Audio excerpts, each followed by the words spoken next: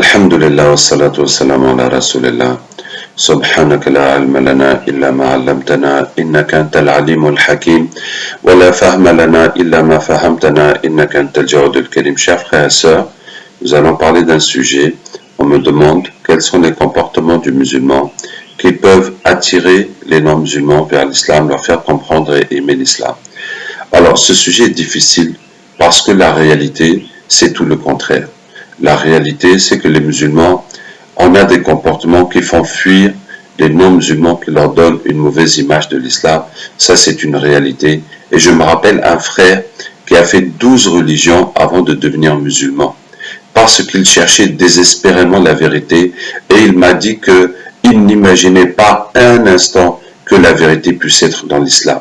Voyez-vous, ça veut dire que le comportement des musulmans, en général, bien sûr, je ne parle pas de chaque individu, mais le comportement des musulmans en général fait que c'est difficile d'imaginer que cette vérité, cette religion soit la vérité et soit la miséricorde pour l'humanité, comme Allah dit au prophète sallallahu alayhi wa sallam, nous ne t'avons envoyé que miséricorde pour l'existence. Donc, ce qui fait que ce sujet est difficile parce que nous sommes en train de faire tout le contraire de ce qui est demandé de nous.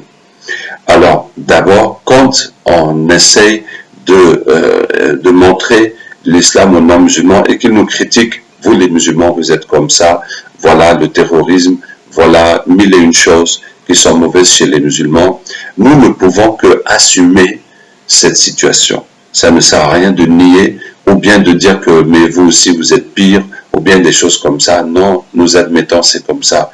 Et il faut dire que ce n'est pas l'islam qui demande cela. Par exemple, le terrorisme, il n'y a pas un savant sur terre qui cautionne le terrorisme. Donc, c'est des gens qui se sont marginalisés, qui sont partis dans l'extrême, qui se sont radicalisés, et jusqu'à se détacher de toute la communauté musulmane, de toutes les références musulmanes, pour faire leur propre groupe. Et bon, nous savons que ça a existé depuis le temps des Sahaba. Les Khawarij se sont écartés des rangs de Ali et ont traité Ali et Muawiyah de mécréants et sont allés faire leur groupe pensant que ce sont eux seulement les seuls bons musulmans, les seuls vrais musulmans, alors que parmi eux, il n'y a aucun Sahabi qui était parmi eux. C'est l'égarement.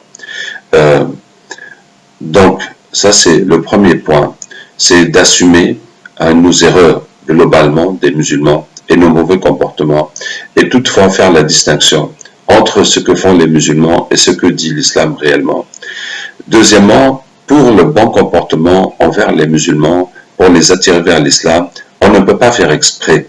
On ne peut pas faire quelque chose exprès qui n'est pas notre habitude et qui n'est pas notre quotidien, et on va faire ça exprès pour leur donner une bonne image de l'islam, pour les attirer vers l'islam. Ce n'est pas bon, ce n'est pas intéressant, et tôt ou tard ça se saura et ça va se retourner contre nous. Donc, c'est le comportement tel que nous sommes que nous devons avoir et montrer aux non-musulmans qui peut les attirer vers l'islam. Et là, en vérité, toutes les pratiques de l'islam sont une da'wah. Toutes les pratiques de l'islam sont une da'wah. Et je vous donne deux exemples. Subhanallah, il y avait un chrétien, c'était en Égypte, qui était en colocation avec un musulman. Il s'est trouvé que ce chrétien avait une diarrhée aiguë, était malade. Et vraiment, il souffrait dans les toilettes parce que, à force de s'essuyer avec le papier, vraiment ça l'irritait de plus en plus. Et le musulman lui a dit que voilà, tu peux te nettoyer avec l'eau au lieu de te nettoyer avec le papier à chaque fois. Et c'est quand il a utilisé l'eau que vraiment ça l'a soulagé et ça a diminué ses douleurs. Et c'est comme ça qu'il est devenu musulman. Subhanallah. Pour vous dire, pour une chose, vraiment, je ne peux pas dire toute bête, mais quand même, c'est une chose de l'islam. Hein. Et je me rappelle un frère qui était à l'armée, et il était musulman, il était en France, et chaque fois qu'il va aux toilettes, il prend sa bouteille d'eau, et les Français se moquent de lui, mais qu'est-ce que tu fais? Alors qu'ils ont l'habitude de s'essuyer avec le papier. Et puis il leur dit, mais vous, quand vous mangez la nourriture, les assiettes, hein, qu'est-ce que vous pensez si on va prendre des papiers pour essuyer l'assiette et puis c'est tout. Alors on te remet l'assiette après l'avoir. Ou bien est-ce qu'il faut la laver avec l'eau? Ils disent mais non, mais il faut la laver avec l'eau. On ne peut pas essuyer les assiettes avec des torchons ou des papiers, puis remettre l'assiette manger dedans. Il faut laver. Et il dit mais voilà, c'est la même chose. Quand vous allez aux toilettes, si vous essuyez seulement avec du papier, mais ça ne peut pas nettoyer, il faut laver avec l'eau. Bon, donc c'est pour vous dire que n'importe quel comportement de l'islam peut être une da'wah, parce que c'est la vérité, ça vient d'Allah, même si nous-mêmes, nous ne sentons pas l'importance de cette chose. Il y avait aussi un musulman en France qui buvait dans un bar. Et le bar appartenait à une Française. Et il était toujours le dernier à quitter le bar. Et quand il avait bien bu, qu'il était bien saoul, il sortait un briquet de sa poche et il allumait le feu. Et il dit à la patronne, voilà, c'est comme ça, tu vas brûler dans l'enfer parce que tu n'es pas musulmane. Voyez-vous, il est saoul, il est ivre, il est musulman, il ne fait pas la prière.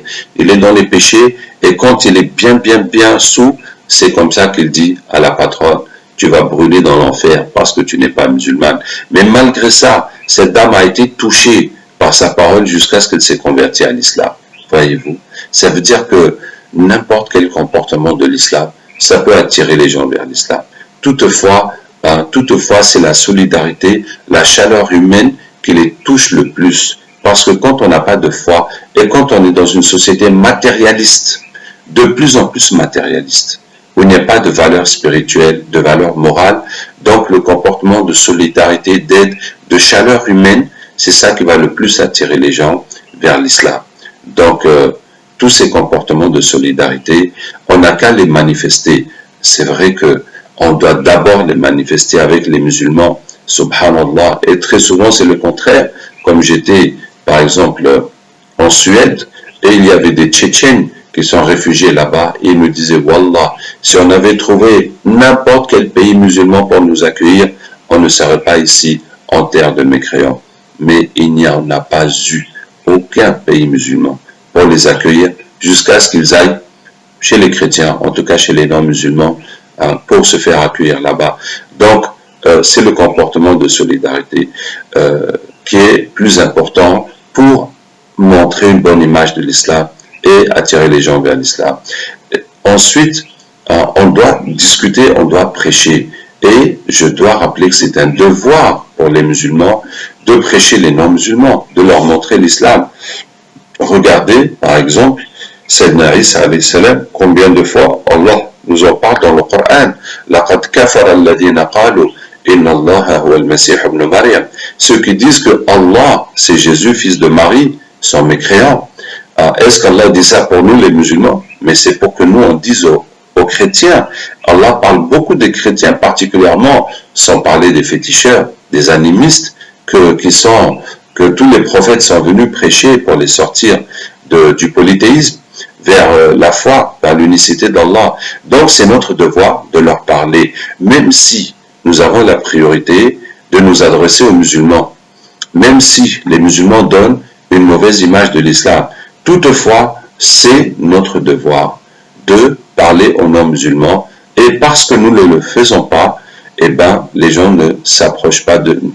Ça fait un manque de da'wah et ça fait un manque de gens qui ne deviennent pas musulmans. Et donc, nous avons ce devoir. Maintenant, nous devons nous organiser. On peut faire ce devoir individuellement autour de soi. Sinon, en tant que société, en tant qu'organisation islamique, nous devons organiser des débats, des journées portes ouvertes, des livres pour les non-musulmans, etc. Nous devons organiser cette da'wah. Maintenant, dans la discussion que nous allons tenir avec les non-musulmans, la première chose, c'est de les connaître, de les comprendre, de voir les avantages qu'ils trouvent dans leur religion. Nous ne pouvons pas partir à partir de nos préjugés et venir les attaquer pour qu'ils deviennent musulmans. Nous devons ouvrir le dialogue, être à l'écoute, comprendre d'abord leur religion. Deuxièmement, nous devons les approcher avec des thèmes communs. Par exemple, si nous cohabitons avec des chrétiens, nous allons faire des conférences sur la valeur du mariage et le mal de la débauche, sur l'interdiction de la sorcellerie, sur la gravité de la corruption, qu'est-ce que la religion dit de la corruption et comment la combattre. Nous pourrons organiser des journées de nettoyage du quartier avec les chrétiens, ou d'assistance aux personnes démunies, ou toute autre chose, de vente, de distribution de produits pour aider les pauvres. Donc, il y a beaucoup de thèmes qui nous unissent avec les chrétiens, par exemple. J'en suis sûr, avec d'autres religions, si vous cohabitez avec d'autres religions. Il est plus intéressant de développer ces thèmes-là, ce qui nous permet de nous connaître, de nous apprécier, de nous faire confiance. Et éventuellement, après, on pourra aborder les thèmes religieux. Si vous parlez aussi avec les chrétiens, je vous conseille de leur parler de la vie du prophète sallallahu alayhi wa sallam. On peut aussi imprimer un livre avec beaucoup de citations et des exemples des points de la vie du prophète sallallahu alayhi wa sallam pour donner aux non-musulmans comme une approche. Qu'Allah Ta'ala nous aide et nous guide, nous donne davantage et fasse de nous des causes pour le bien. Wassalamu alaikum wa rahmatullahi wa barakatuh.